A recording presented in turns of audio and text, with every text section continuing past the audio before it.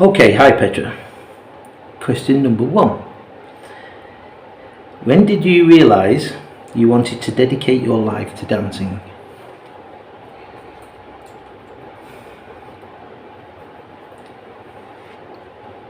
I would say when first time I or my surroundings realized I have got talent for dancing when I was 3 years old, and I got attack of dancing.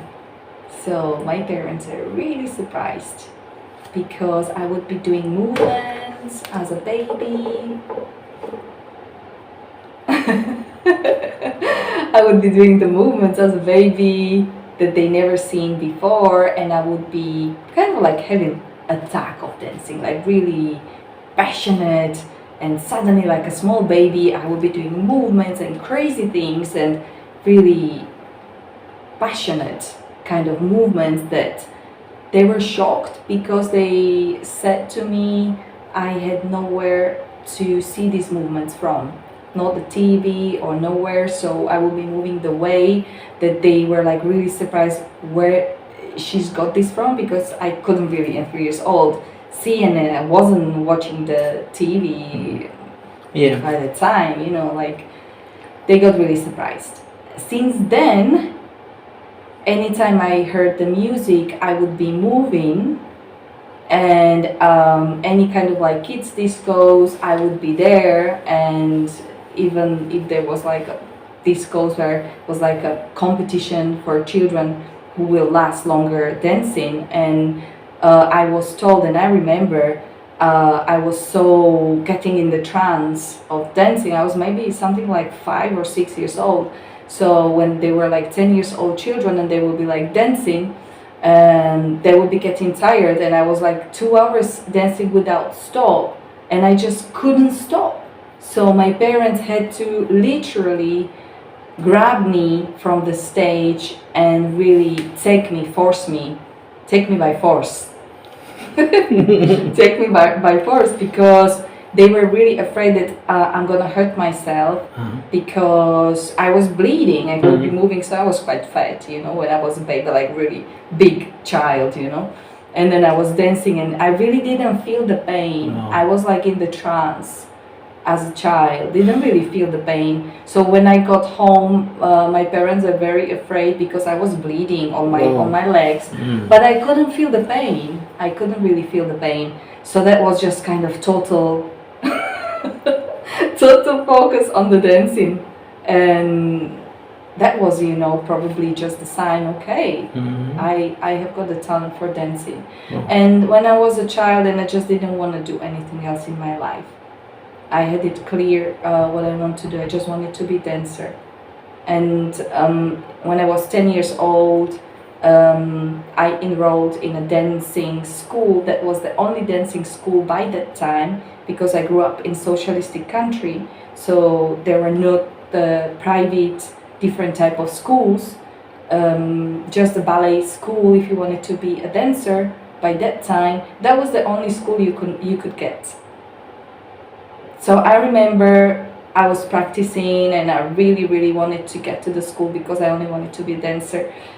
But as soon as I got there, they had a really strong criteria on the physical aspect, and I didn't pass the criteria.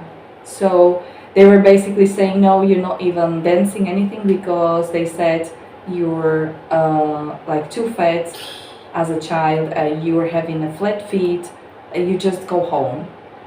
And that was the first disappointment in my life, because by the time I thought nothing's gonna stop me of being a dancer, because I had it in me since I was really, really small. That was the only thing I wanted to do, just dance. And I didn't really know how much it marked me.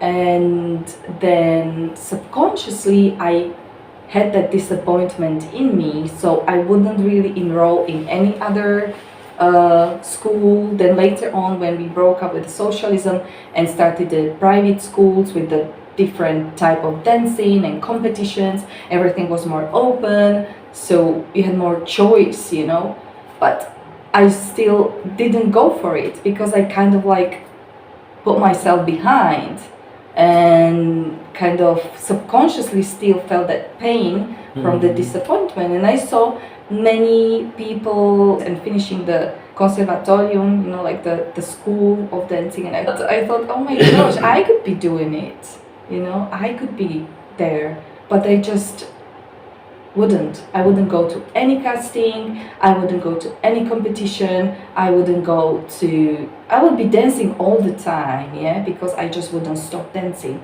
But the disappointment to be judged, to be told I'm not good enough, I'm not worthy, I'm not on that level, I'm not allowed to dance because something's wrong with me, it really stayed deep in me and just stayed back of all that.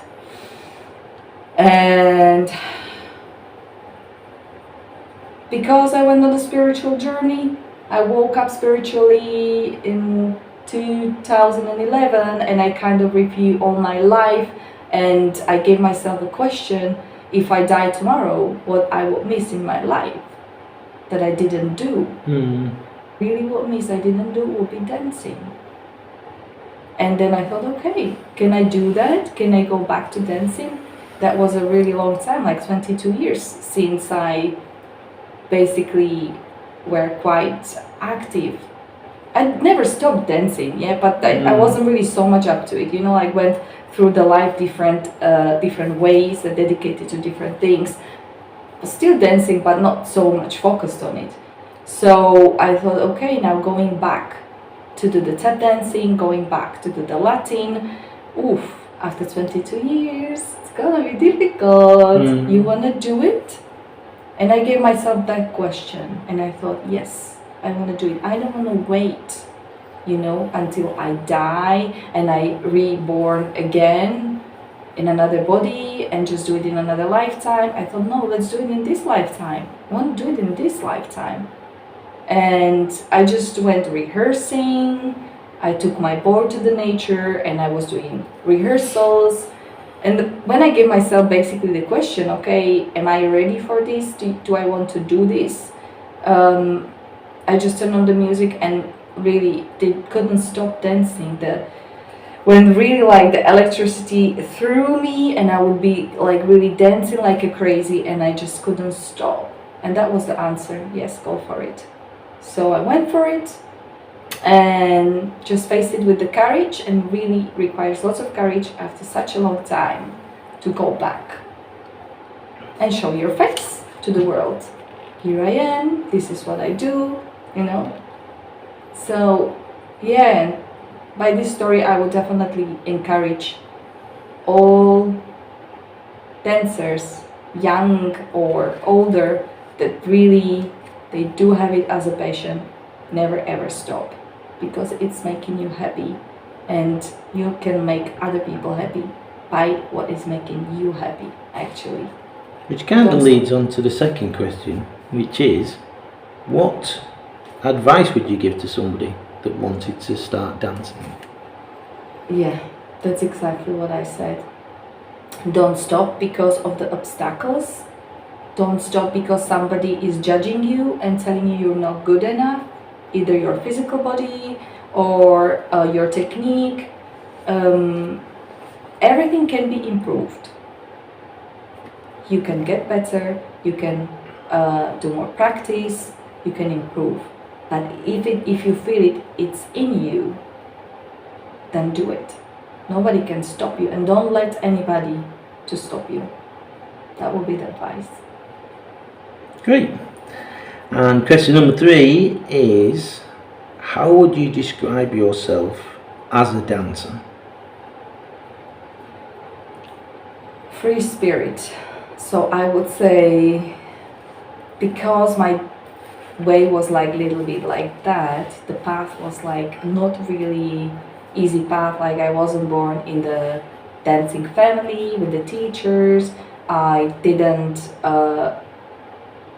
I didn't study the professional perfect schools. I kind of like learned almost everything on my own, like lots of sacrifices there and like lots of adjustment just to be able to keep going and not to give up on it, you know. So I would say free spirit is more like I'm gonna do it no matter what, because it's in me, and I just gonna let it show it to the world what is in me.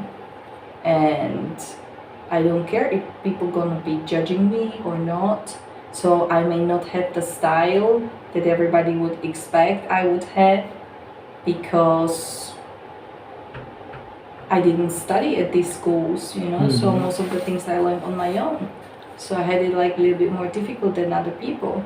But I still think I just want to show the world what is in me and inspire other people. I still can be teaching other people, and I am teaching other people, and motivate people basically to dance and take dance as a therapy, because it's for your well-being.